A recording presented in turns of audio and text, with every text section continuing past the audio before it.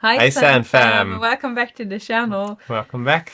Today we will share some update about our fertility journey. Pretty much the results in this paper mean that our baby making chances have reduced to pretty much 0%.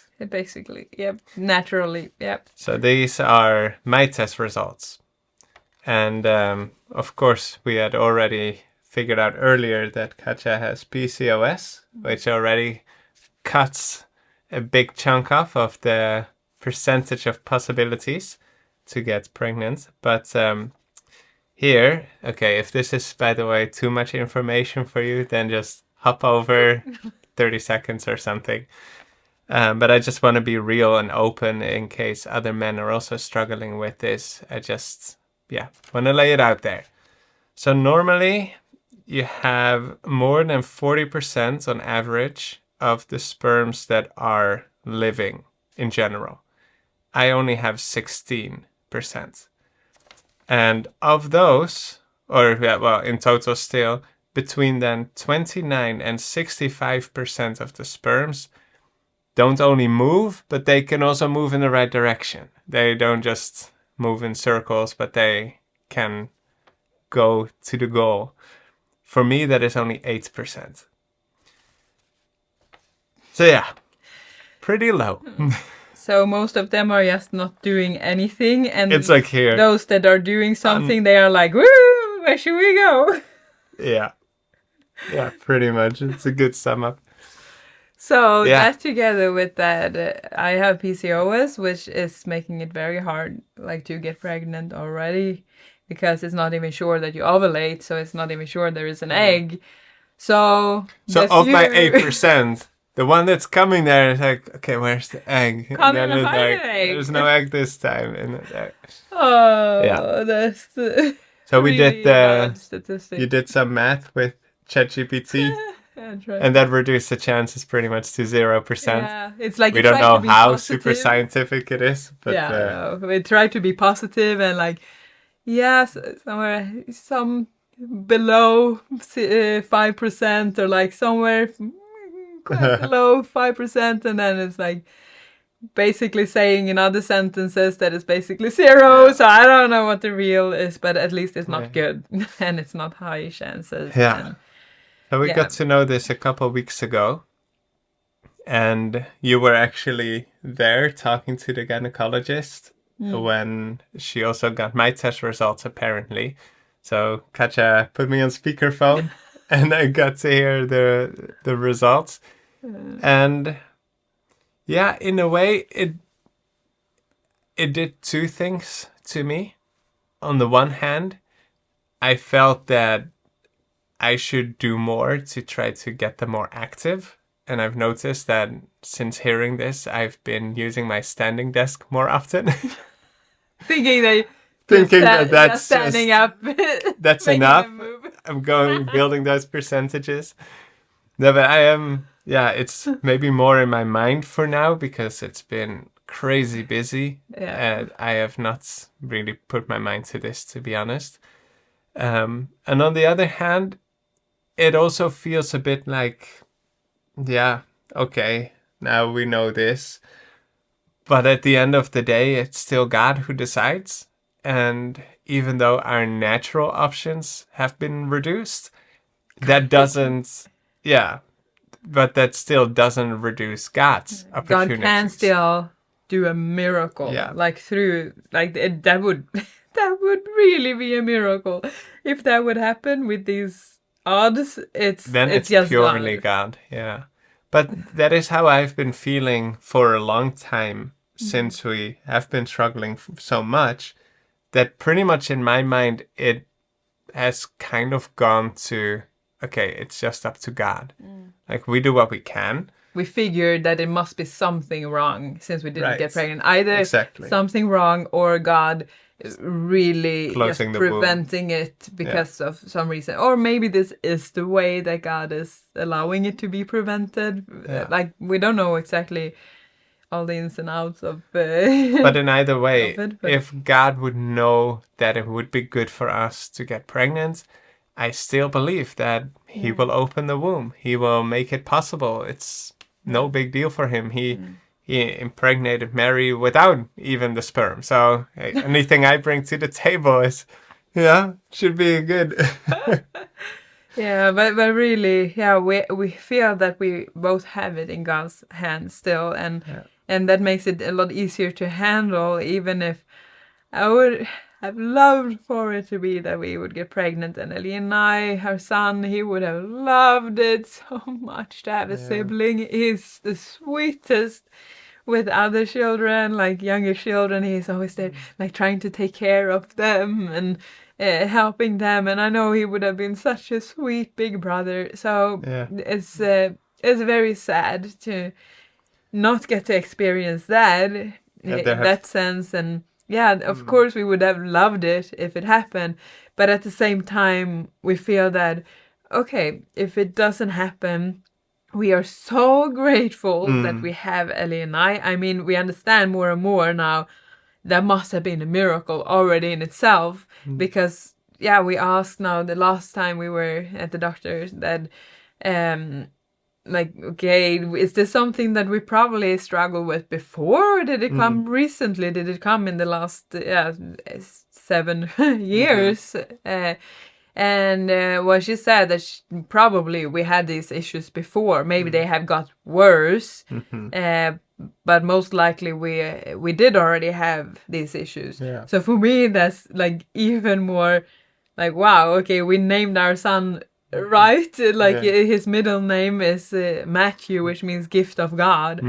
That's really what he is. I mean, all children are, but I think especially in this case, we probably struggled, and we got pregnant with him the first attempt. Yeah. The first attempt. So that's why we didn't think we had any issues. No.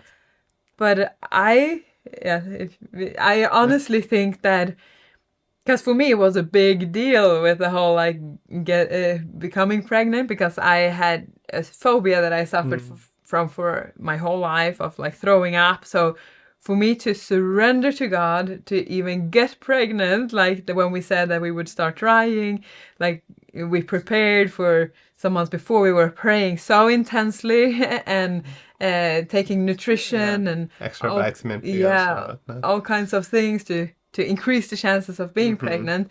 But then for me to like, okay, yes, because you were the ones kind of suggesting that we would get pregnant. We talked about it, but you were the one that like, yes, let's go for it, let's do this. And I was like, oh, I'm terrified. But then praying for it a lot, and then giving it into God's hands, that okay, it's up to you, God. But for me that was a big point of surrender, because having a child, being pregnant, means you can throw up, and then having a child means they might throw up. So certainly they will. So it was the point of like, okay, I surrendered this into your hands, God. And I think like God is just amazing, because he it happened at the first attempt. Then when we had been making all those efforts and surrendered it. So have we not surrendered something now? No, but now we have surrendered if it doesn't happen. Like, but still, what I want to come to with that is also, I think that God was also merciful in a way that, like he saw it would be a blessing, like to put Elionai into our lives. It's a huge blessing for us, and I think for other people, I can see it as being a big blessing. And but that he also let it happen immediately, even if normally we would probably have struggled for a long time. In that case, he sees exactly what we need at different times, and and that's why we keep trusting him. And it's like, I also do feel when we sometimes come into situations where it's quite clear that Elionai doesn't have a sibling, and it does hurt my heart. I do feel like I wish that we would have been able to give him a sibling, preferably even earlier on. And that, when I think about it, it makes me sad. But I also try to not necessarily think about it, because, it has been in God's hands, and we have been praying for it. So we trust God with it. But that is sad. though we are trusting God, we are also seeing what we can do to help in this process and to increase the chances. Oh, we had done, like in the first time, we did different things with the health. But now also we are actually, we have taken, it's not necessarily a next step. It's officially a next step in the Norwegian healthcare system, but for us, it basically still comes down to the first step, and that is to see with the IVF. So what does that stand for? The assisted fertilization, something like that. To see, do we think, because they have different options that they can provide apparently, and we want to see and talk with them to see if there's any option that we feel ethically okay with. Because we feel a bit uncomfortable. We have shared that, I think, in another video also. If they fertilize an egg, but then either throw it away or keep it in the freezer and later throw it away. So what we've been thinking is like an option for us at least could be if they take a limited amount of eggs and we would commit to all of those, that over time period. We haven't talked it through so much, but we talked about it a bit in the... But we would use them.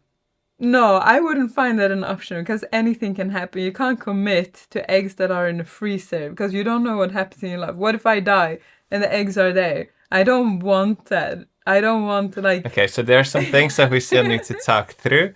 I'm not sure what options then are necessarily available. Maybe if they take only one. Yeah, but that's the thing. That is what we will figure out. Would that be possible to take only one? But then it's also coming in... So I don't find it, to be honest, very likely that we would go ahead with any of the options that might be there. But I would still want to see, just to see, are there really no options that would be okay? Or so just to see that we have done whatever we can, like that is still ethically, morally, and like... the feeling that this is something God could approve of, according to our conscience and what we can find in the Bible and so on. But to see still that we have done whatever we can, because I do feel that like I would really want to have done what we can also for Elionai's sake. Like when he grows up and like, oh, maybe now he still copes well with it. It's not that he's talking a lot about it, but to see that we have done what we can to have been able to bring in a sibling, but not possible, and then especially work more with the natural, like it is now. Yeah, that's also a bit limited in what that really can. It's sometimes hard to see. Do things work or not, and because it happens on the inside, so we don't always exactly know. And we also don't know, like I should maybe exercise more, for example. That I think would help. But what I'm interested in is, do you have any thoughts about IVF? Because when we're gonna go there, I don't think we have a time booked in. Not yet. Yes, right? We're on the hopefully right. We have sent in the documents and we're waiting for a time for us to be able to go to Oslo and meet with the experts and have that conversation. But please let us know in the comments, what do you think about this? What do you see as arguments for or against? This would be something that would be very relevant for us to hear from other Bible-believing Christians that want to live in God's way, because we don't necessarily believe that we have all the answers and we know exactly what is right. So please enlighten us, share your experiences and don't thoughts. be afraid to hurt us in any direction. We just not at all. And don't be hurt by each other in the comments either. Just treat each other with grace. We would be very interested in hearing that. And also please pray for us as we're looking at what is ahead. So that was the update from this time. We will keep you up to date and we look forward to reading your comments. Yes. See you next time on the Sandelin Sofa.